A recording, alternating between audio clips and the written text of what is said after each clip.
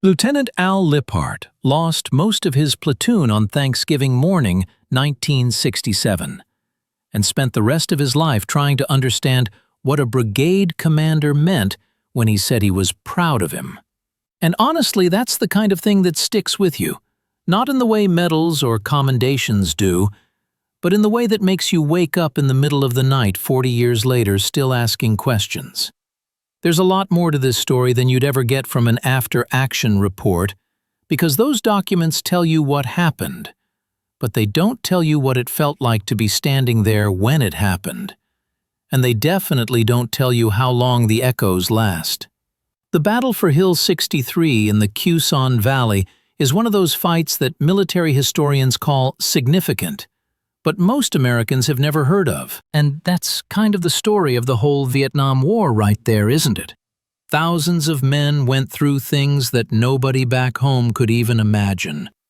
And then they came home and were supposed to just pick up where they left off, like nothing happened.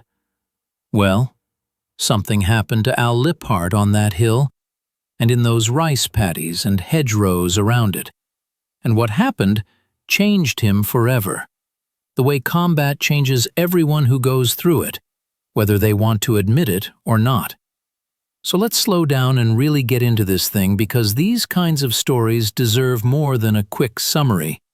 They deserve to be told the way veterans tell them, with all the confusion and fear and courage and loss mixed together the way it actually was. To understand what happened to Al Liphardt and his men on that Thanksgiving morning, you have to understand where they were and what they were up against. The Khe Sanh Valley sits about 40 kilometers southwest of Da Nang in what was then called I Corps, the northernmost military region of South Vietnam. It's a fertile valley, really one of the most productive agricultural regions in that part of the country, rich with rice paddies that stretch out in a patchwork pattern broken up by these wooded islands and hedgerows. The mountains rise up on three sides, and the Lai Lai River winds through the lowlands. It's beautiful country in a lot of ways, the kind of place that would have been peaceful if there wasn't a war going on. But there was a war, and the North Vietnamese Army knew the value of that valley just as well as the Americans did. The 2nd NVA Division had made the Khe Sanh Valley their home base since February 1966, more than a year and a half before Al Liphardt arrived there. They used the surrounding hills and forests as rest camps and staging areas, and they drew rice and recruits from the local population. The 2nd Division was made up of 3 regiments, the 1st, 3rd, and 21st, and they rotated in and out of the valley depending on the tactical situation. They knew every trail, every hedgerow, every good position for an ambush. They had caches of supplies hidden in tunnels and bunkers that they'd been building and improving for years. The Americans were the outsiders there, and the North Vietnamese made sure they never forgot it. The enemy's specialty was something that military types call a bunkered ambush. The way it worked, they would infiltrate the valley undetected, usually at night or during bad weather, when American air power couldn't see them. They'd establish a textbook defensive position, usually on a piece of terrain that offered good observation and fields of fire, with bunkers and spider holes that were almost impossible to spot until you were practically stepping on them. Then they'd wait for an American unit to find them. The avenues of approach into the position would be covered by machine guns and anti-tank weapons, with mortars pre-registered on likely landing zones and approach routes. The purpose wasn't to hold the terrain in a traditional sense. The position was designed to be a killing zone, where they could inflict maximum casualties on an unsuspecting American unit in a very short period of time. And they always had a withdrawal plan, routes they'd already scouted that would let them disappear back into the hills before American reinforcements could make the position untenable. It was a strategy that worked depressingly well throughout the war. The element of surprise was everything to that strategy, and that's what made the events of November 1967 different. In November of that year, the 196th Light Infantry Brigade had just moved into the Khe Sanh Valley from Chu Lai to replace the 1st Brigade of the 101st Airborne Division. The 196th was one of the brigades that made up the newly formed 23rd Infantry Division, which most people know as the Americal Division. The division had been officially stood up just a couple months earlier, in late October, by redesignating Task Force Oregon, which had been the provisional division-sized force operating in First Corps since April. The name Americal was a nod to history, to the division of the same name that had been formed during World War II in New Caledonia, where they'd combined the word American and Caledonian. The new Americal Division consisted of 3 brigades, the 196th, the 198th, and the 11th Light Infantry, though the 198th and 11th were still getting up to speed when the battle at Hill 63 happened. The 196th was the most experienced of the 3, having been in Vietnam since August 1966. They'd seen plenty of action already, fighting in War Zone C around Tay Ninh near the Cambodian border, participating in operations like Cedar Falls, Junction City, and Attleboro. They were no strangers to combat, but the Khe Sanh Valley was going to test them in ways they hadn't experienced before. Al Liphardt was a young lieutenant when he deployed to Vietnam, leading a platoon in D Company of the 4th Battalion, 31st Infantry Regiment. The 4th Battalion, 31st Infantry, was one of 3 infantry battalions assigned to the 196th, and they were known as the Polar Bears, a nickname that dated back to the regiment's service in Siberia during the Russian Civil War way back in 1918 and 1919. The 31st Infantry is one of those units with a long and proud history, but for the men serving in it in 1967, history probably wasn't at the front of their minds. What was at the front of their minds was staying alive and doing their jobs and taking care of the guy next to them. D Company was commanded by Captain Dan Mellon, a solid infantry officer who knew his business. Liphardt had come through basic training with the kind of marks that got him recommended for officer candidate school. He remembers the spit-shined floors at OCS and all the attention to detail that was supposed to prepare young officers for what was coming. They learned tactics and leadership and weapons and land navigation and all the technical skills that an infantry officer needs. But nothing really prepares you for combat, not fully. And Al Liphardt learned that lesson the first time he came under fire in Vietnam. He was slow to drop and take cover because he was looking around trying to figure out where the shooting was coming from, and one of his men had to tug on his pant leg to get him down. That's the kind of thing you learn once and never forget. You drop first, then you look. Liphardt also made a deliberate decision early in his tour not to get too close to his men emotionally. It sounds cold when you say it like that, but there was a logic to it. Platoon leaders in Vietnam had an average life expectancy in combat that was measured in weeks, and the men they led died with depressing regularity. If you let yourself get attached, if you thought of them as friends rather than soldiers, the losses would break you. So Liphardt tried to maintain a professional distance, to lead without getting emotionally involved. It didn't completely work, as he would discover, because you can't spend day after day with men in life-and-death situations without forming bonds, whether you want to or not. But he tried. It was the day before Thanksgiving, November 22nd, 1967, when a U.S. radio research unit picked up a transmission that appeared to come from the headquarters of the 3rd NVA Regiment. Radio research was the polite term for signals intelligence, the people who monitored enemy communications and tried to figure out what the other side was up to. This particular intercept was unusual because most intelligence that reached the field was old by the time it got there, sometimes days or weeks out of date. unit locations changed, plans were modified, and by the time a report made it through channels, the information was often no longer accurate. But this was fresh, maybe minutes old, and that made it different. Triangulation, the technique of using multiple listening posts to pinpoint the location of a radio transmission, placed the signal's origin at a small granite outcrop about 7 kilometers east of landing zone Ross. The hill was designated Hill 63, not because it was 63 meters tall, but because of the way military maps were gridded. At that moment, it was just a number on a map to most of the men in the 196th Light Infantry Brigade. If the intelligence was accurate, and it seemed like it might be, units of the 3rd NVA Regiment were dug in on or near that hill. That was significant. The 3rd Regiment was one of the 3 regiments of the 2nd NVA Division, and they had a reputation as first-rate soldiers. They weren't guerrillas or part-time fighters.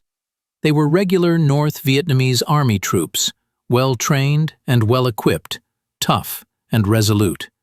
If they were really at Hill 63, this was a rare opportunity to catch them in a known position. Colonel Louis Gelling, who commanded the 196th Light Infantry Brigade, passed the intelligence along to the officers who could do something about it. The man in the best position to act was Major Gilbert Dorland, the operations officer for the 4th Battalion, 31st Infantry. Dorland was leading a mixed infantry armor task force that was already patrolling in the general area, just a few kilometers east of Hill 63. His force consisted of Companies B and D from his battalion, 2 platoons of armored personnel carriers from F Troop of the 17th Cavalry, and 4 M48 Patton tanks from A Troop, 1st Squadron, 1st Cavalry. It was a powerful, mobile, well-armed force, the kind that could bring serious firepower to bear in a hurry. Major Gil Dorland was the right man to command it. He was 29 years old, which made him older than most of the lieutenants and captains serving under him, and his experience showed.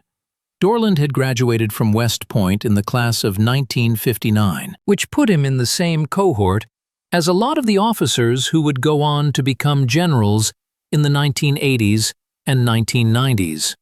After West Point, he'd gone through the airborne and ranger courses at Fort Benning, Georgia, the schools that produce the Army's most capable infantry officers. He'd served with the 20th Infantry in the Panama Canal Zone before being assigned to Vietnam. And this wasn't even his first tour. Dorland had already served as an advisor to the South Vietnamese Army before American combat troops arrived in country. So, he knew the enemy, and he knew the terrain in a way that most American officers didn't. He joined the 4th Battalion, 31st Infantry, less than a month before the 196th deployed into the Khe Sanh Valley. But he'd already earned the confidence of his commanders and his men. Dorland got the message about the intelligence intercept late that afternoon, as the light was starting to fade. He understood immediately that this was different from the usual stale reports. The freshness of the intercept gave it credibility, and if the 3rd NVA Regiment really was dug in on Hill 63, this was exactly the kind of opportunity that didn't come along very often. Many intelligence reports turned out to be inaccurate, Dorland knew from hard experience, but this one was worth investigating. The catch was that it was too late in the day to act on it right then. Moving troops in the dark toward an objective that might contain a reinforced enemy battalion was a recipe for disaster. Night operations were the enemy's specialty, not ours. So Dorland resolved to investigate the following morning, which happened to be Thanksgiving Day.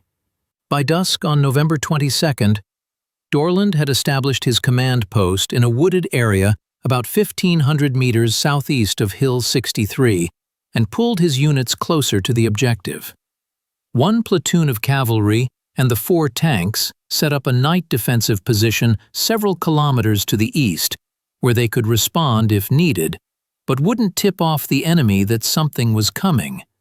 The other task force units prepared night defensive positions within a kilometer of the objective area, close enough to be on the enemy quickly, but far enough to avoid a night attack on their positions. Dorland gathered his commanders and briefed them on the next day's plan. It was straightforward, the way good plans usually are. The infantry companies, backed by a platoon of armored personnel carriers, would search Hill 63 at first light. Company B, commanded by Captain James Bierschmidt, would take the southern approach. Company D, with Lieutenant Liphardt's platoon on the extreme right, would approach from the east. The 2nd Platoon of the 17th Cavalry would follow behind Company D, ready to provide fire support or exploitation if needed.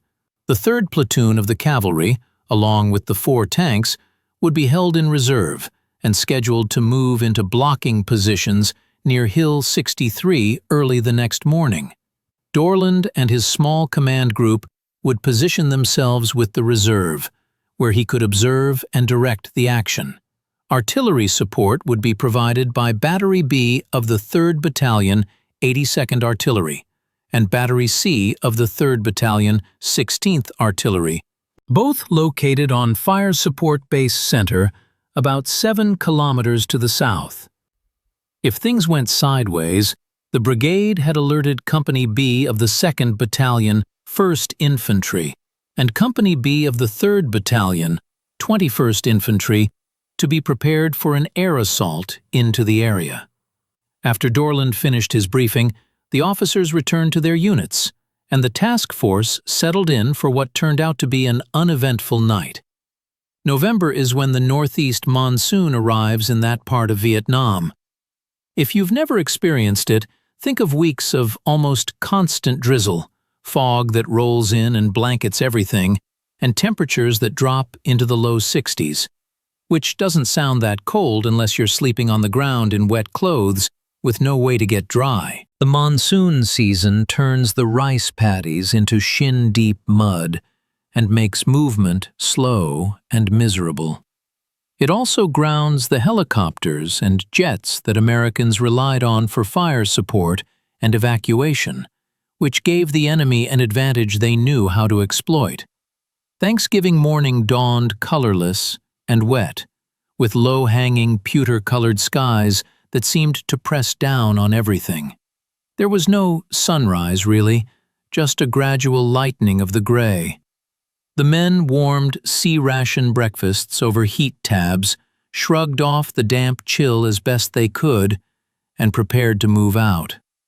Leaders who had been up long before first light made final checks of their men and equipment, made sure everyone knew what they were supposed to do, and waited for the word to step off. Some of the soldiers probably figured this sweep would turn into another meaningless drill, just walking through the bush and rice paddies, looking for an enemy that was never where the intelligence said they'd be.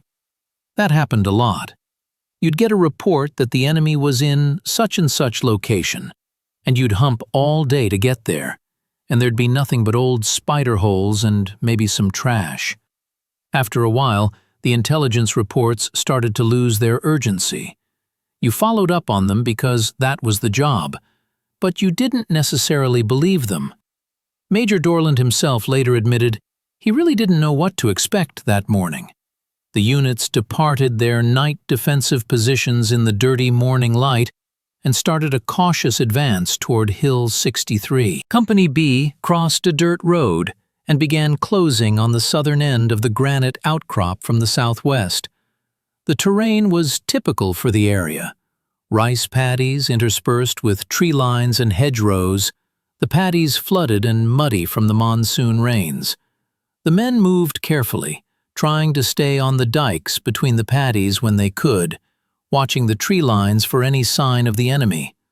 Company D approached the hill from the east, with the 2nd Platoon of F Troop following some distance behind in their armored personnel carriers. The APCs stayed back initially because their engines were loud and would alert anyone on the hill that something was coming. At 0630 hours, F Troop's 3rd Platoon and the 4 M48 tanks clanked into blocking positions southwest of the objective, engines rumbling as they took up positions that would cut off any enemy withdrawal to the west. So far, the enemy hadn't shown themselves, if they were even there. Captain Dan Mellon, commanding D Company, remembered the terrain vividly even decades later, the way combat seems to burn details into your memory with a clarity that ordinary life never achieves. Hill 63 is shaped kind of like a bean, he would explain, with a saddle formed between the highest elevation on the south and an oblong structure of boulders running generally northwest to southeast on the north. The elevation of those boulders isn't much lower than the hill's highest point, but Major Dorland couldn't see this formation from where he was positioned. By radio, they worked out a plan for the approach. Mellon would pass to the left of the rocky structure while maintaining close contact with his right flank, keeping visual contact with the APCs that were now moving up. He ordered his 4th Platoon, which was on the right side of his formation, to sweep up and along the boulders. Lieutenant Liphardt's platoon was on the extreme right of the company formation, the flank closest to where the APCs were operating. It was a position that meant he'd be one of the first to make contact if the enemy was there. Al Liphardt and his men were sweating under their heavy loads as they approached the base of the hill and slowly started up the slope. Infantry soldiers in Vietnam typically carried anywhere from 60 to 80 pounds of equipment: rifle, ammunition, grenades, water, rations, poncho, first aid kit, entrenching tool, and whatever else they'd been issued or scrounged. Moving uphill with that load, in that humidity, even in the relatively cool monsoon weather, was exhausting work. The adrenaline helped, though. The knowledge that they were approaching an objective where the enemy might be dug in kept everyone alert, everyone watching, everyone with their weapon at the ready. Above them on the slope, hidden in positions at the end of a thick hedgerow, 2 North Vietnamese machine gunners watched the approaching Americans. They had been there since before dawn, probably, waiting with the patience that seemed to characterize NVA operations. They had clear fields of fire down the slope, and their positions were concealed by the natural vegetation, invisible until you were practically on top of them. They waited until the lead elements of D Company were within 10 to 15 feet of their positions, close enough to see the expressions on their faces, close enough that they couldn't miss. And then they opened up. It was about 700 hours, maybe a little after, when the first shots cracked through the morning air. Liphardt was on the right flank when he heard the shot to his left, then another, the distinctive crack of AK-47s on full automatic. He grabbed his radio handset and contacted Captain Mellon. "Is that incoming fire?" he asked, even though he already knew the answer. "Yes, it is," Mellon confirmed. "Take your platoon and maneuver to the northwest." We were heading kind of north, and he said, "Move your unit to the northwest." So they did. Liphardt's platoon began to swing around as ordered, trying to get out of the kill zone while maneuvering to a position where they could bring fire on the enemy. But as they moved, there was more fire, more of those sharp cracks, followed by the sound of rounds snapping past or thudding into the earth, or worse. And then, when the platoon got close to a hedgerow, the North Vietnamese cut loose with everything they had. What happened next is something Al Liphardt would carry with him for the rest of his life. The initial barrage from the enemy killed 4 of his men and wounded 10 others. In the span of maybe 30 seconds, maybe less, Liphardt's platoon went from a combat-effective unit to a desperate group of survivors trying to find cover. The men who weren't hit dove for whatever protection they could find, pressing themselves into the earth, trying to make themselves as small as possible while rounds cracked overhead and slapped into the dirt around them. Some of the wounded were screaming, some were silent, some were trying to crawl to cover despite their injuries. The dead lay where they'd fallen, in the positions they'd been in when the rounds hit them, and there was nothing anyone could do for them now except try not to join them. The enemy soldiers firing on them weren't garden-variety Viet Cong, with cast-off French rifles from World War II, or captured American weapons from the Korean War era.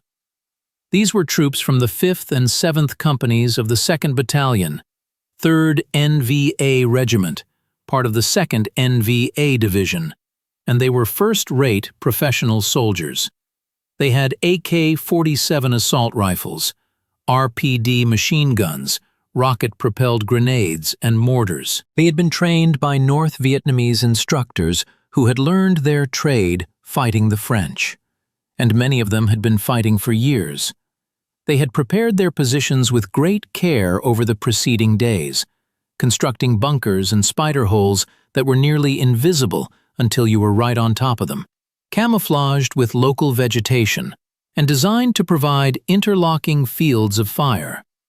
The terrain favored the defender, and the North Vietnamese knew exactly how to use it. Until Liphardt's men could put suppression fire on the enemy positions, they were pinned down, unable to move forward or backward, unable to do anything but try to stay alive and wait for an opportunity to get out of the kill zone. For about an hour and a half, Al Liphardt and what remained of his platoon were stuck in a nightmare. The incoming fire was constant, rounds snapping and cracking, and occasionally thudding into something soft, which was the worst sound of all. The company medic was working frantically, moving from wounded man to wounded man, doing what he could with his limited supplies, triaging on the fly. Some of the wounded could be stabilized and would survive if they got to an aid station. Some were too badly hurt to move without making things worse. Some were beyond help.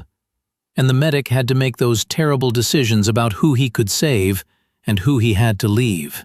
Liphardt was trying to keep his people calm, trying to figure out where the fire was coming from and how to get out of it, trying to do all the things a platoon leader is supposed to do in a firefight. But the situation was about as bad as it could get. They had stumbled into a prepared position held by a force that significantly outnumbered them, and the enemy had all the advantages. Al Liphardt knew with absolute certainty that if they stayed where they were all going to be killed.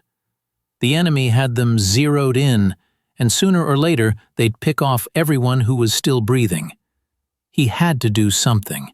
What Lieutenant Liphardt did next earned him the Bronze Star with Valor, though the way he tells it, you'd never know it was anything special. He took off towards some cover on the other side of the position, trying to find a spot where he could gather his men and reorganize. The way the company medic described it later, and the way Liphardt's platoon sergeant and radio operator remembered it, Liphardt moved to the edge of a rice paddy, looked left, looked right, like he was checking for traffic before crossing a street. Just this totally incongruous moment of normalcy in the middle of chaos. And then he just took off running, sprinting across open ground with rounds still flying, heading for a position that offered better cover. Liphardt thought he told them to follow him. They said no, he didn't say anything, he just went.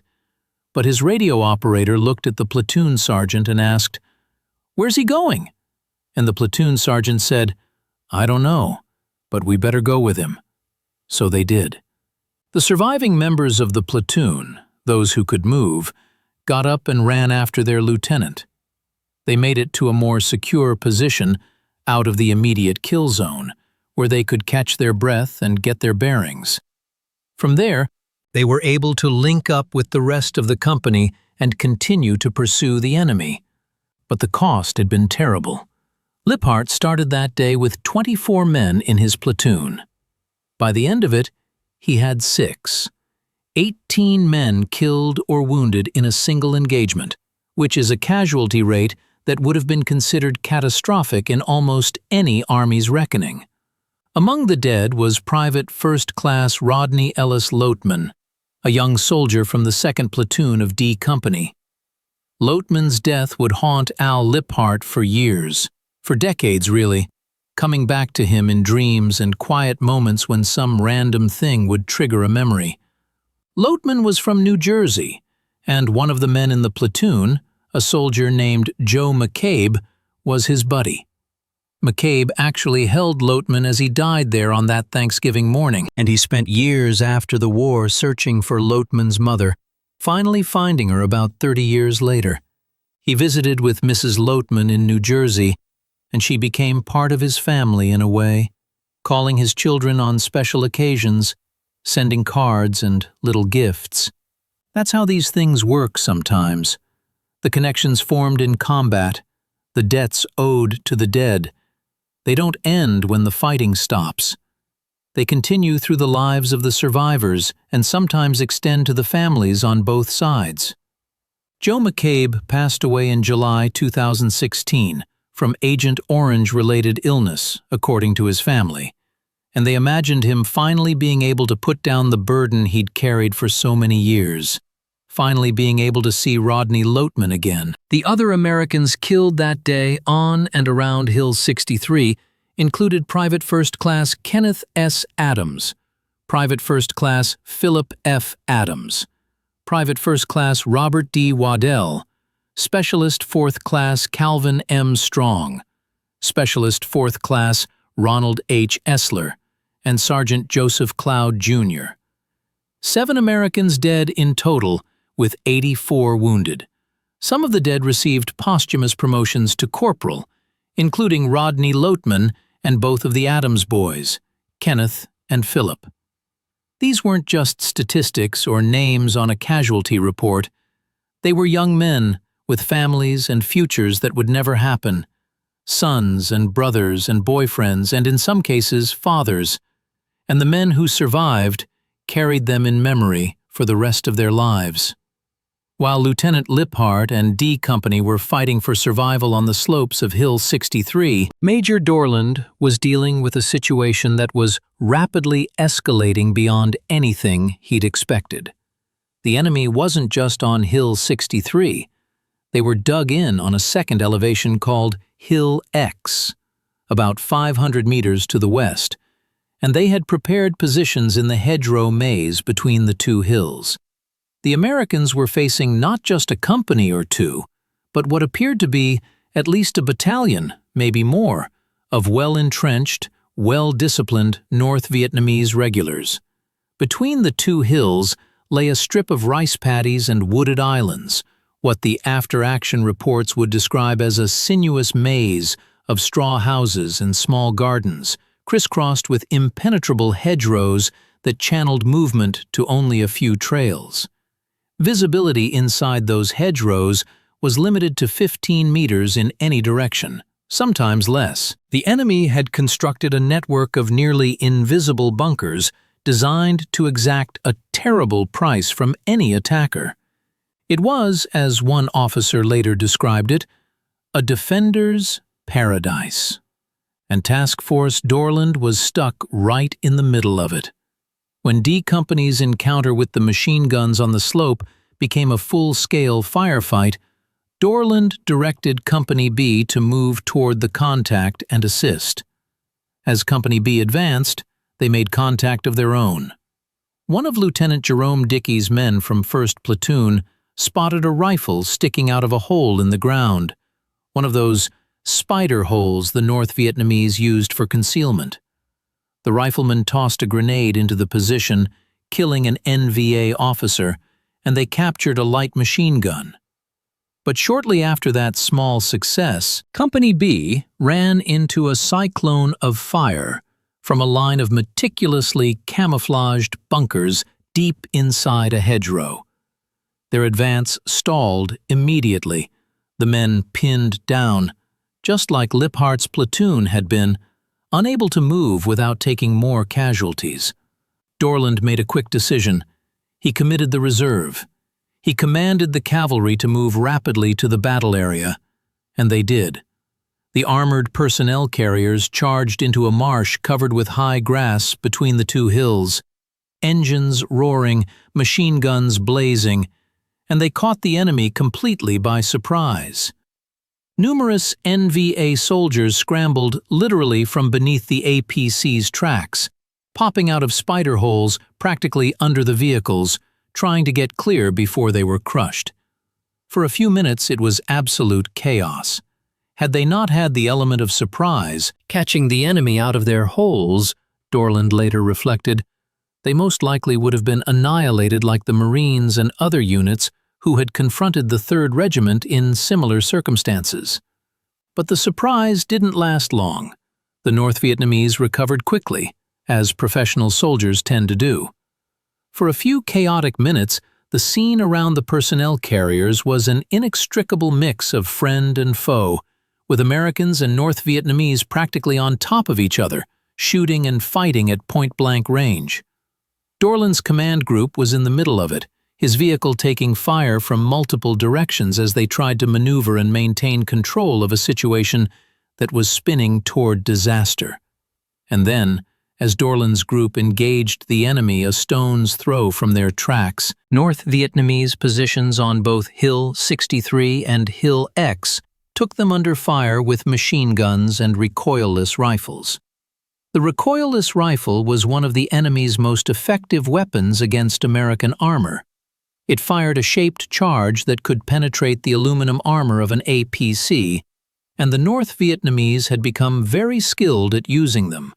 An anti-tank round slammed into the armored personnel carrier Dorland was riding on, killed the track commander instantly, and hurled Major Dorland to the ground. In the chaos and confusion, the driver didn't realize what had happened. He spun the vehicle into a defilade position, trying to get it behind cover, and in the process the APC ran over Major Dorland, who was still lying on the ground where he'd fallen. The vehicle crushed his pelvis and caused massive internal injuries. The pain was indescribable, beyond anything Dorland had ever experienced. But he refused evacuation. His men were still in contact, still fighting for their lives, and Gil Dorland was not going to leave them. The medics treated him where he lay, giving him morphine for the pain, doing what they could for injuries that were really beyond what could be fixed in the field. Despite his agony, despite the fact that he should have been on a medevac helicopter heading for a surgical hospital, Dorland stayed with his men and continued to direct the battle. He had other problems besides his injuries, and he knew it. Well-aimed enemy fire from the 2 hills threatened to hold his force in a vice-like grip between the lumps of high ground. If he didn't suppress those positions, if he couldn't bring enough firepower to bear to keep the enemy's heads down, his whole task force could be destroyed in detail. Dorland needed air support, and as the cloud ceiling lifted somewhat through the morning, he began getting it. He started directing airstrikes onto the enemy positions west of his command post. McDonnell Douglas F-4 Phantoms from Chu Lai howled low over the battlefield and delivered napalm and 500-pound bombs onto the flinty slopes of Hill X. The pilots placed their ordnance with remarkable accuracy given the close proximity of friendly forces, but the North Vietnamese were tough and disciplined. They were back up and firing within minutes after each airstrike, emerging from bunkers that had survived the bombs to resume shooting at the Americans. It would take many more airstrikes before their guns finally fell silent. Progress on the ground was measured in meters, and it didn't come cheap. There were 50 American casualties during the first 2 hours of fighting alone, and the losses continued to mount as the battle spread from the high ground down into the island hedgerows. By mid-morning, it was apparent to Dorland that the fight was turning into a standoff. Neither side could dislodge the other without reinforcements. Dorland radioed Colonel Gelling at Brigade headquarters and requested additional troops. Shortly after, word came that Company B of the 3rd Battalion 21st Infantry, commanded by Captain David Spahn, was on the way. The 3rd Battalion 21st Infantry was one of the other battalions in the 196th, and the men were called the Gimlets, after the tool, and a traditional Army unit nickname. At 0915, 12 UH-1 Huey helicopters from the 71st Combat Aviation Company, nicknamed the Rattlers, swooped into the valley, carrying the 1st and 2nd platoons of Spahn's company. Earlier, Dorland had ordered Company B of the 4th Battalion 31st Infantry to secure a landing zone for medevac helicopters, and the plan was for Spahn's troops to land there as well. But for some reason, the helicopters touched down in a different rice paddy, several hundred meters away from the secured LZ. Nobody knows for certain why the pilots landed where they did. Maybe they couldn't find the LZ through the haze and smoke. Maybe they were taking fire and had to set down quickly. Whatever the reason, last Spahn's men spilled out of the Hueys and immediately found themselves in a maelstrom of enemy fire. They'd landed right in the middle of the contested area, and the North Vietnamese saw them and reacted immediately. One of Company B's platoons became isolated and pinned down before they could even get their bearings. Dorland reacted quickly, dispatching a platoon of cavalry and the tank section to assist the beleaguered Gimlets. The M48 tanks ran into immediate problems in the wet paddies, their treads churning through the mud, struggling to find traction. But both the tanks and the APCs were eventually able to link up with Spahn's company. Once the Gimlets had the armored support, they were able to get organized and push forward. The combined fires of the tanks and APCs keeping the enemy's heads down long enough for the infantry to maneuver. They gained about 50 meters before being stopped by another storm of fire from yet another hedgerow, another line of bunkers that nobody had known was there until they started taking casualties from it. The North Vietnamese were as determined as ever to hold their ground. This was the pattern that would repeat itself throughout the day. Advance a little, take fire from a previously unknown position, call in airstrikes or tank fire, assault the position, clear it, then do the whole thing again 50 meters further on. It was grueling, deadly work, and every step forward cost blood. Dorland kept calling in more airstrikes, directing Company B of the 4th Battalion 31st Infantry to assist Spahn and the cavalry, trying to maintain coordination across a battlefield that was fragmented and chaotic. Yellow and red smoke wafted up through the green hedgerows, marking friendly positions so the aircraft wouldn't hit them. More F-4 Phantoms shrieked low across the battlefield, dropping bombs and strafing with their cannons.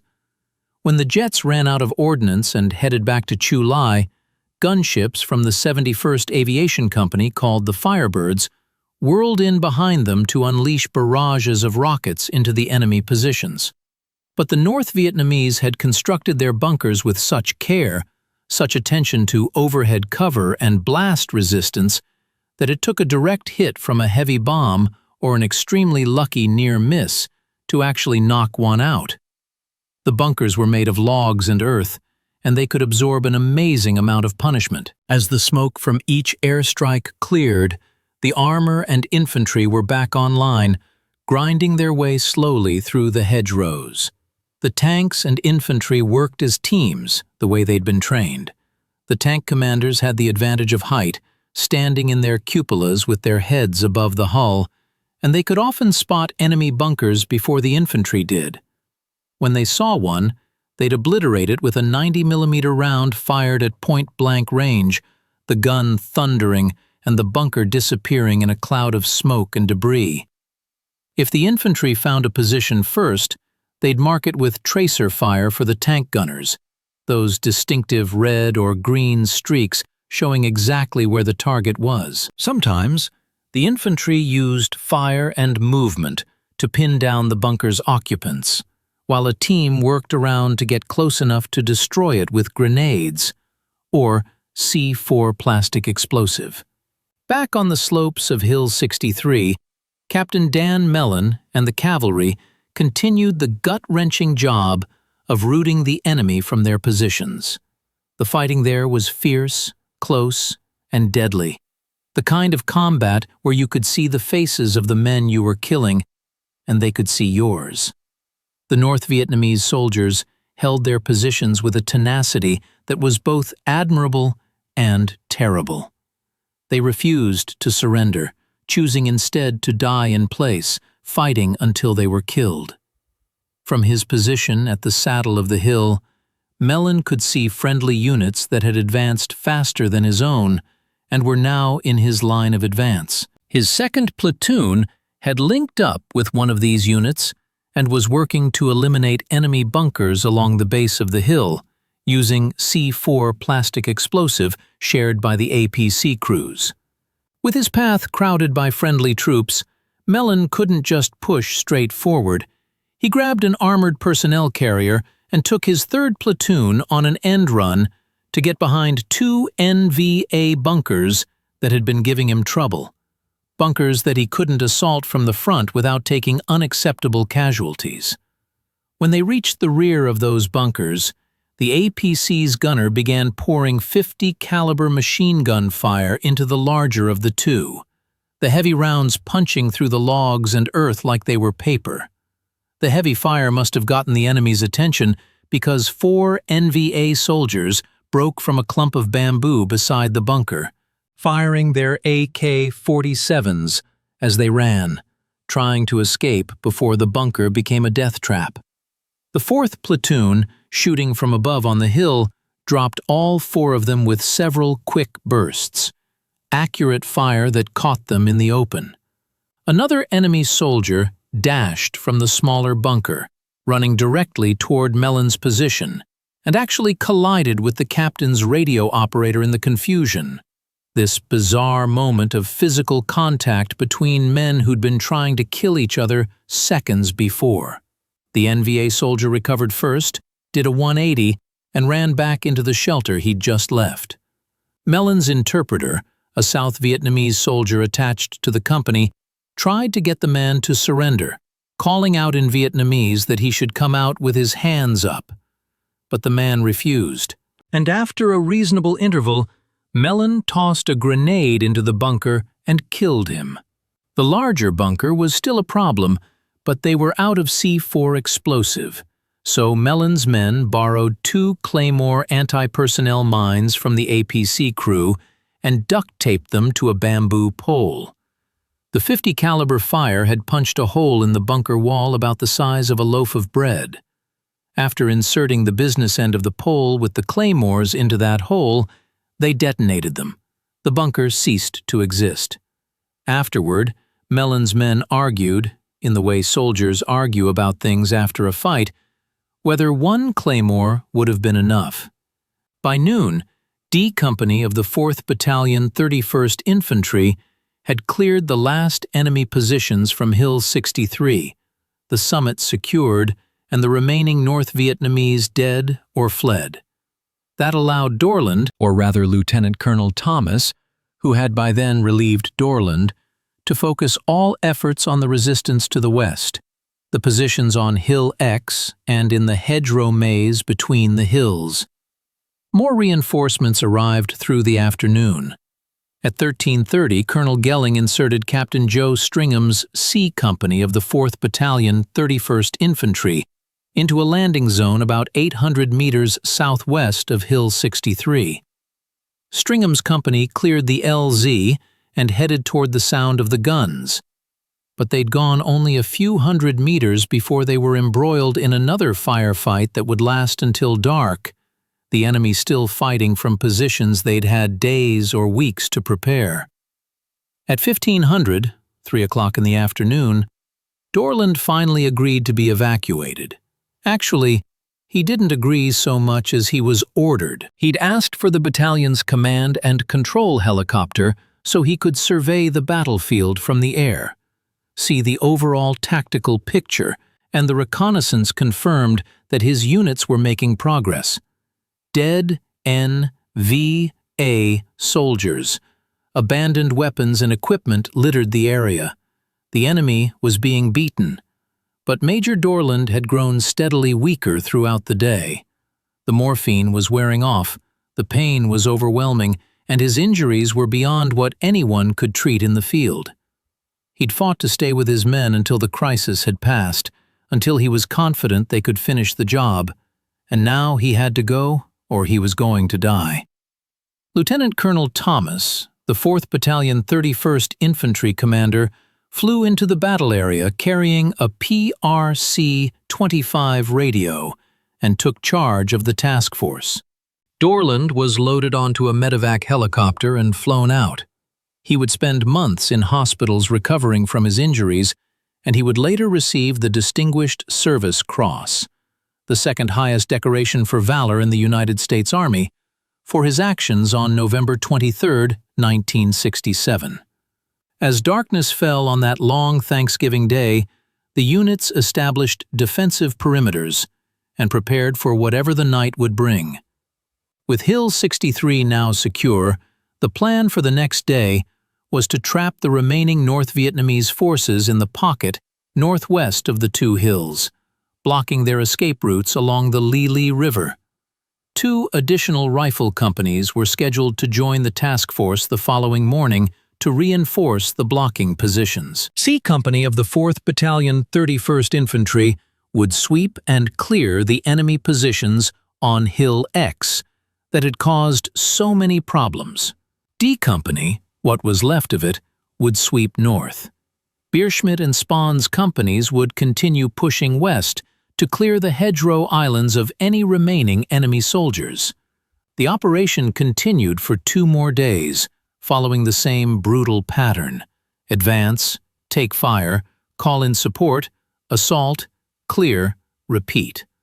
The North Vietnamese continued to fight from their prepared positions, refusing to withdraw even when it was clear they were being destroyed.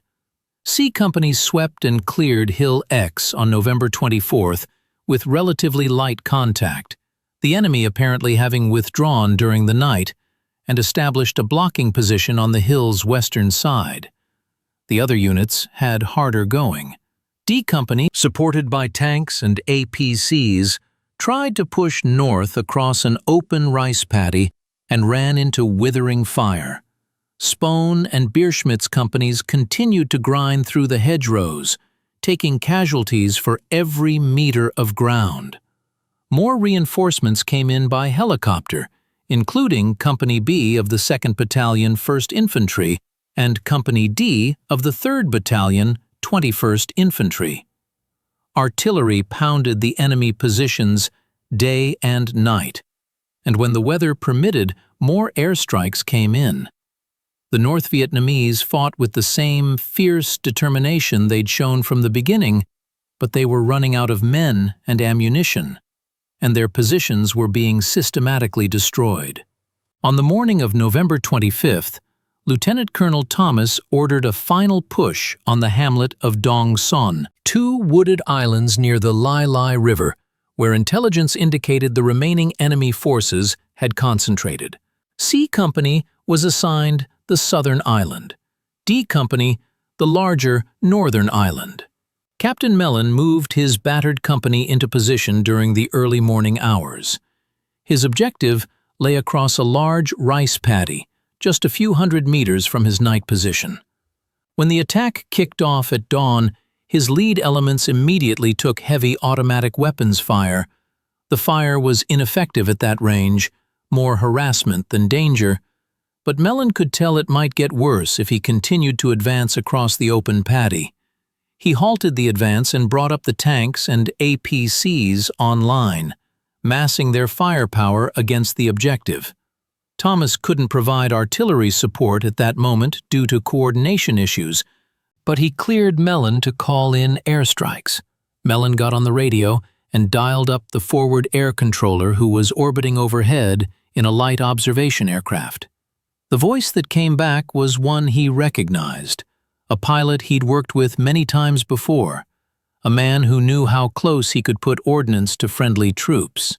The controller diverted a flight of F-4 Phantoms out of Da Nang that was carrying 250-pound bombs and 20-millimeter cannon.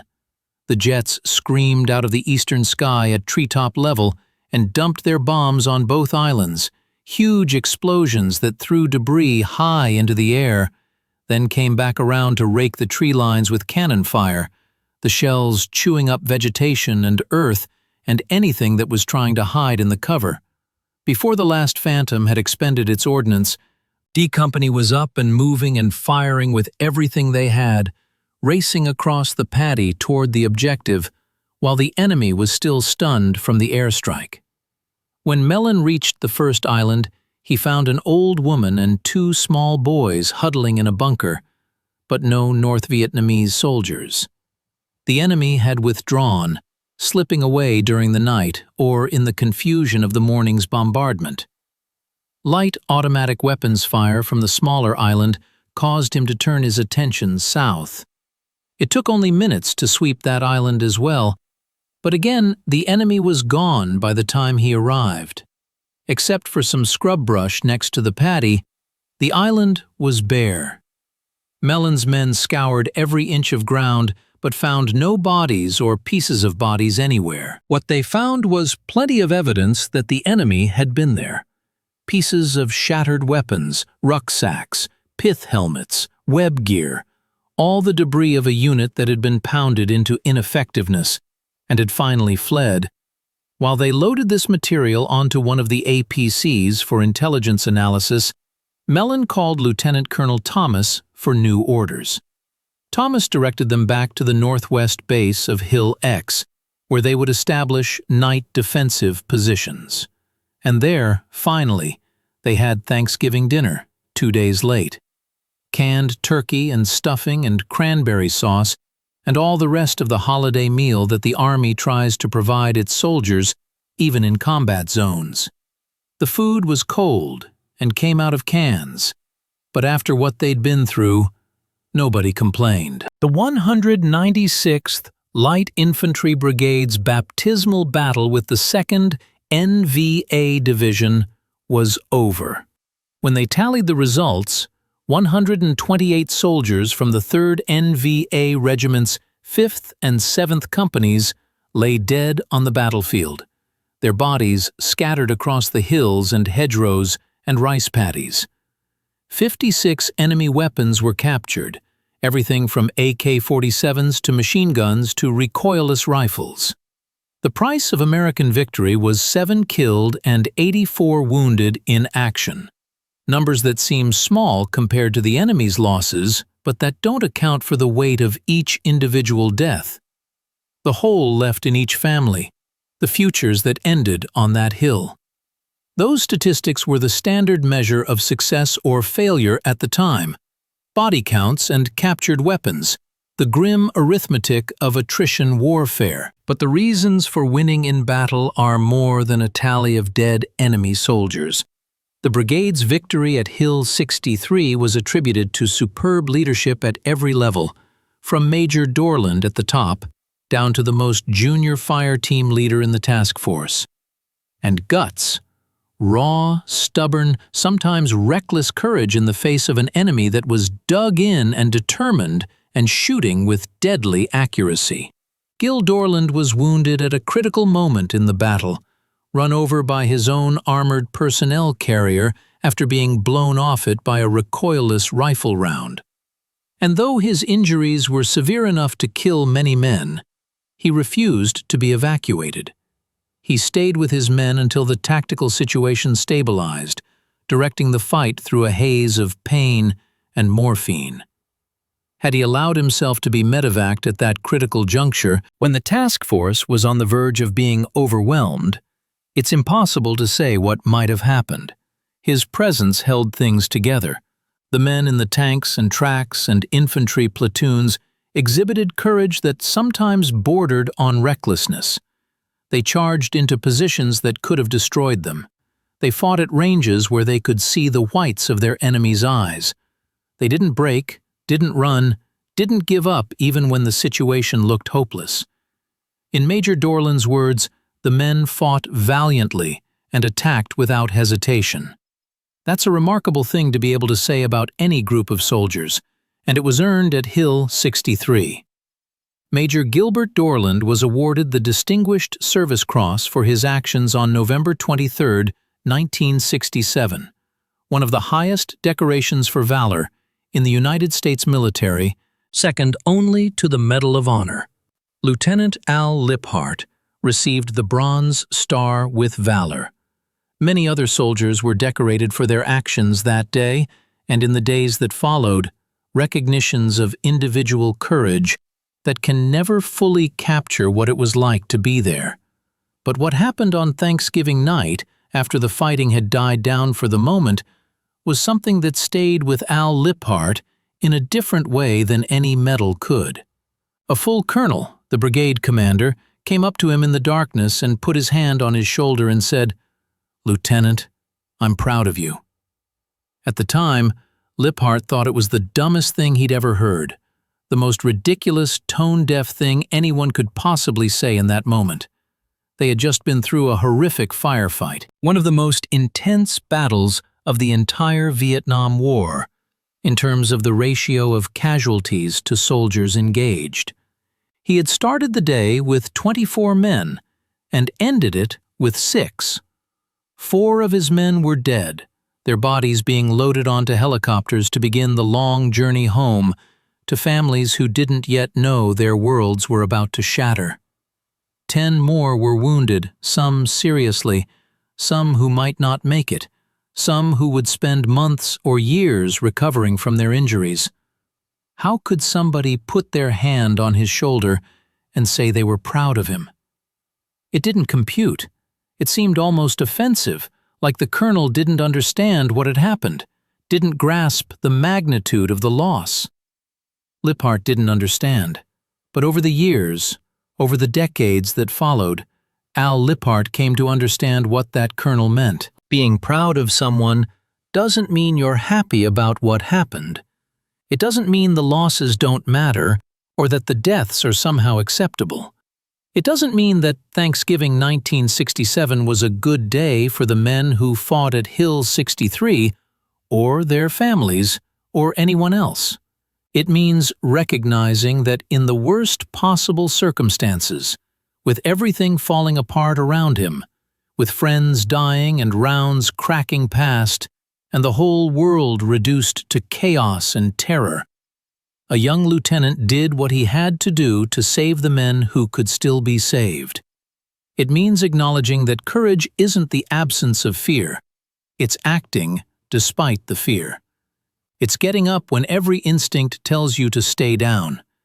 It's running across open ground under fire because staying put means dying. It's making decisions in seconds that you'll question for the rest of your life, but that you made anyway because that was the job. The colonel wasn't proud that so many men died. He was proud that Al Liphardt was still standing, still leading, still functioning as an officer when many men would have broken under the strain. He was proud that despite everything, the young lieutenant had done his duty. The death of Rodney Loatman haunted Al Liphardt for decades. Combat veterans often talk about survivor's guilt, the nagging question of why they made it when others didn't, the irrational feeling that they should have done more, that somehow they're responsible for the deaths of men who died beside them, even when there was nothing they could have done. Liphardt experienced all of that, and it came back to him in nightmares and unexpected moments triggered by random things that would remind him of Vietnam. You'd think the reminders would be obvious: the sound of a helicopter, the smell of burning, the crack of a firearm. And those things did trigger memories. But so did things that seemed to have nothing to do with combat. A particular shade of green, the feel of morning humidity, the way light looked at a certain time of day. Your brain stores everything that was happening when the trauma occurred, and any piece of it can bring the whole thing back. An article in a magazine years later, something Liphardt read decades after the war, brought Rodney Loatman flooding back into his consciousness. He realized he'd been carrying that death all those years without really dealing with it, without processing the grief and the guilt and the loss in any constructive way. That's common among veterans of that era, men who came home to a country that didn't want to hear about what they'd been through. There was no concept of PTSD in 1968. No recognition that psychological wounds were as real and as debilitating as physical ones. Men were told to just forget about it and move on, to tough it out, to stop dwelling on the past. Many of them did exactly that, burying the memories and the emotions, refusing to talk about the war, appearing to adjust to civilian life, while inside they were still fighting battles that would never end. Al Liphardt went on to serve a second tour in Vietnam, this time in military intelligence, where he specialized in aerial surveillance. When he arrived for that second tour at Long Binh, which was in the 4th Corps, way down in the Mekong Delta region, he knew immediately that it was a different war than the one he'd left. They didn't even issue him a weapon at first, which disturbed him deeply after what he'd been through in the Khe Sanh Valley. You didn't feel safe without a weapon in Vietnam. You didn't feel like you could protect yourself or anyone else. The rules of engagement were different too, more restrictive, and Liphardt found himself frustrated by constraints that seemed to put American lives at greater risk while achieving nothing of tactical value. But he did his job, as he always had. After leaving Vietnam and transitioning out of line infantry work, Liphardt moved into intelligence work that would become his career. He ended up at the National Photographic Interpretation Center in Washington, D.C., one of those nondescript government buildings with a sign that suggested it was something innocuous like an academic research facility. Everyone in the neighborhood, including the regulars at the liquor store across the street, knew it was actually an intelligence facility. Inside, Liphardt and his colleagues analyzed aerial and satellite imagery, looking for patterns and anomalies that could reveal what America's adversaries were planning. He was there in 1973, predicting the October War between Israel and its Arab neighbors before it happened, using the skills he'd developed in military intelligence to read the tea leaves of troop movements and equipment deployments. But no matter where his career took him, or how many years passed, Al Liphardt never completely left Hill 63. That place, that day, those men who died there remained a part of him. Veterans of different wars talk to each other in a way that civilians can never fully understand. There's an instant recognition, a connection that doesn't require explanation or justification. Al Liphardt has said that he has an instant bond with other combat veterans, regardless of which war they fought, regardless of their branch of service, regardless of anything except the shared experience of having been in combat. To truly understand a combat veteran, Liphardt believes, you have to have been through combat yourself. The experience is so overwhelming, so far outside the normal range of human events, that it can't really be communicated to someone who hasn't lived it.